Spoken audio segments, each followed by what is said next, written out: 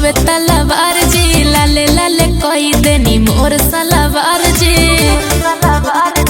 अरे जीजा हवे पिचकारी की हवे तलवार जी लाले लाले कोई देनी मोर सलवार जी।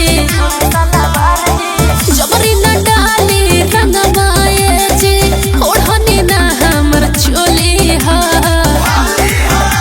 तो बुरा न माना होली हा साली साबुन लगा के धोली हा। बुरा न माना होली हा साली साबुन लगा के धोली हा। अरे कम बोला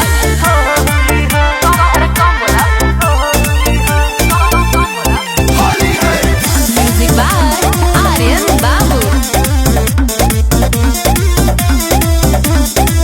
चल जाइब अबीर रगड़ के का? जीजा से अपना सट जाओ। लौट जाओ लौट जाओ साली फागुन भो हमरा से डट जाओ। सुन काहे करे लो ऐसे व्यवहार जीजा जी हम हई न में हर तोहार जीजा जी।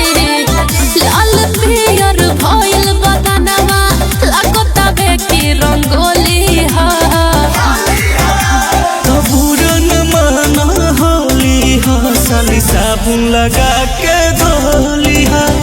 बुरा न माना होली हा साली साबुन लगा के धोली हा।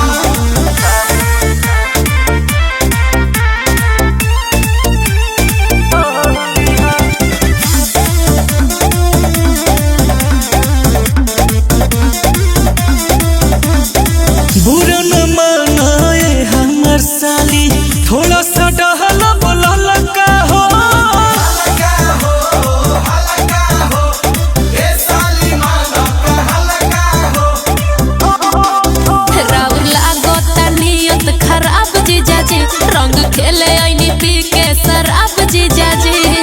जवन भाषा बोलिल बिनय राउर ई नाही बोली हा। तो बुरा न माना होली हा साली साबुन लगा के